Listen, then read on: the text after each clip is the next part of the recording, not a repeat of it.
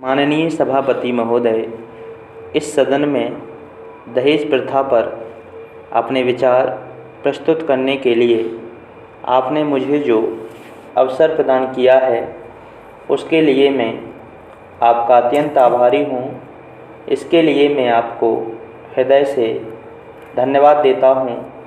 इस सदन में कई सदस्य ऐसे प्रांतों से आए हैं जहाँ इस समस्या का प्रश्न पिछले कई वर्षों से उठ रहा है।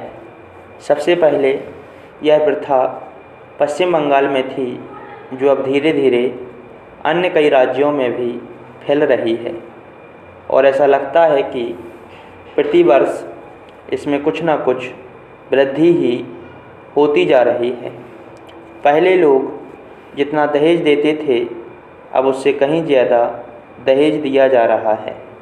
यदि इस पर तत्काल रोक न लगाई गई तो इसके और गंभीर परिणाम सामने आ सकते हैं।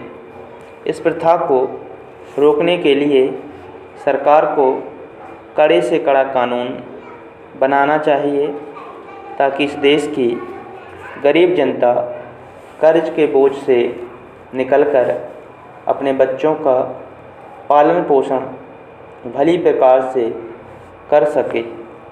सरकार ने अभी तक इस समस्या के समाधान के लिए जो भी कानून बनाए हैं, वे इस पर नियंत्रण पाने में सफल नहीं हुए हैं तथा उनसे अब किसी तरह के सुधार की कोई अपेक्षा भी नहीं की जा सकती है। सभापति महोदय, मैं चाहता हूं कि इस सामाजिक अपराध को रोकने के लिए ऐसा कानून बनाया जाए कि समाज के उच्च वर्ग के प्रभावशाली लोग इस कुप्रथा को और आगे न बढ़ा सकें तथा दहेज देने का यह सिलसिला अब समाप्त हो सके। धनी लोग ही इस कुप्रथा को बढ़ाने के जिम्मेदार हैं, क्योंकि वे अपने बच्चों की शादियों में ज़्यादा से ज़्यादा दहेज देते और लेते हैं। अच्छा तो यह होगा कि समाज के कुछ विशेष चुने हुए लोगों को सज़ा दिलाने में सहायता करें। महोदय, ऐसे बहुत से मामले मेरी जानकारी में हैं जिन पर पुलिस द्वारा कभी कोई कार्रवाई नहीं की गई है और इन मामलों में जो दोषी लोग हैं वे बिना किसी डर के स्वतंत्र रूप से घूम रहे हैं। ऐसे असामाजिक तत्वों को कठोर दंड दिए जाने का प्रावधान नए कानून में किया जाना चाहिए, परंतु कानून बनाने से ही हम इस सामाजिक बुराई को दूर नहीं कर सकते हैं।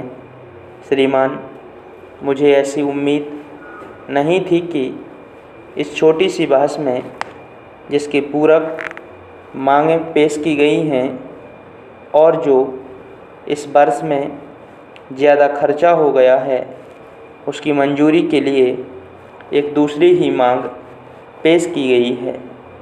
मुझे आशा नहीं थी कि ऐसा होगा।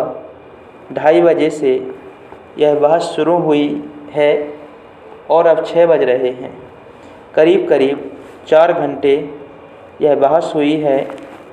मैं तो उन माननीय सदस्यों का आभार मानता हूँ जिन्होंने इसमें भाग लिया और यह बात सबूत है कि रेलों के संबंध में लोगों को ज़्यादा दिलचस्पी है।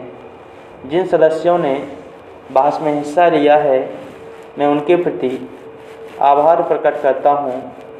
सभी माननीय सदस्यों ने रेलों में जो सुधार हुए हैं उनकी सराहना की है और बहुत अच्छे सुझाव दिए हैं जिससे कि और अधिक सुधार किया जा सके।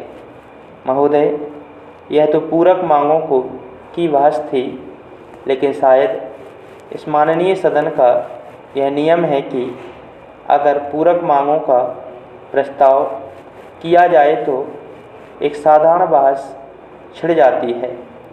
जब बजट पेश किया जाता है तो उस समय भी वाद विवाद होता ही है। तरीका तो कि पूरक मांगें जब पेश की जाएं तो जिन मुद्दों पर वह पेश की गई हैं उन पर ही बहस की जाए। इस सदन में भी और दूसरे सदन में भी मैंने सुना कि तरीका यही है और बहुत दिनों से वह चला आ रहा है कि इस पर भी साधारण बहस हो।